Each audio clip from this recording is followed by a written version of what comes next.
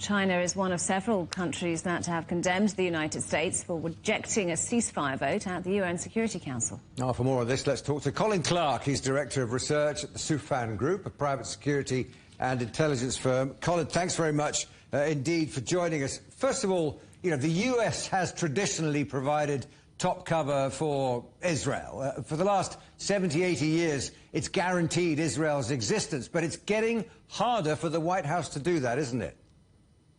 Well, it is domestically, and so particularly among the younger generation, or what we call Gen Z, which, according to polling data, sides overwhelmingly with the Palestinians against the Israelis. So that's a big challenge for the Biden administration, especially in an election year.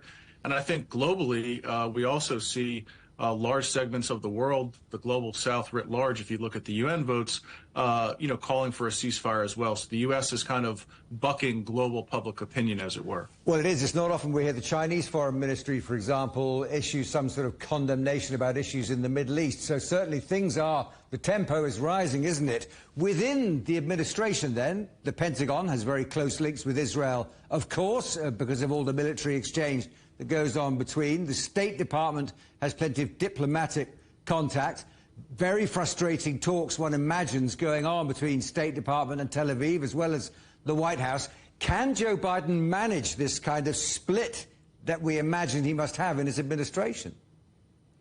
Well, that's, one of the most important questions that the president's facing. And I think there's a lot of pressure on the administration. And frankly, the Netanyahu government doesn't really seem to be swayed significantly by the pressure that the United States is attempting to administer. So, from the start, basically from October 8th, the Israelis have lacked a military campaign that's been connected or married to some kind of political vision, at least one that's realistic. And so it's a tough place for the Biden administration because they're unable to move the needle at all with Netanyahu. They're being blamed for failing at home. And there's a lot at stake because this is just one of several issues, the border domestically with Mexico and the war in Ukraine, that the administration is attempting to juggle.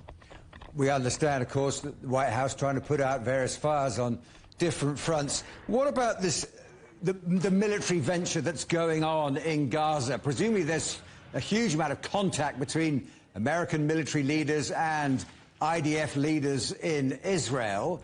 The IDF seems determined to push on, perhaps with a ground attack into Rafah. Presumably there's advice coming to the contrary from the United States. Do you think those relations might be getting strained as well? Well, I think from a military to military perspective, it's largely leaving policy aside, right? That's the domain of the White House, of the executive branch. But certainly, as we're watching urban warfare, as we're watching Israel and the IDF potentially move to a counterinsurgency strategy, it's going to become more difficult for the U.S. to lend overt support, especially if the forthcoming offensive in Rafah amounts to significant civilian casualties, as many expect, as I expect.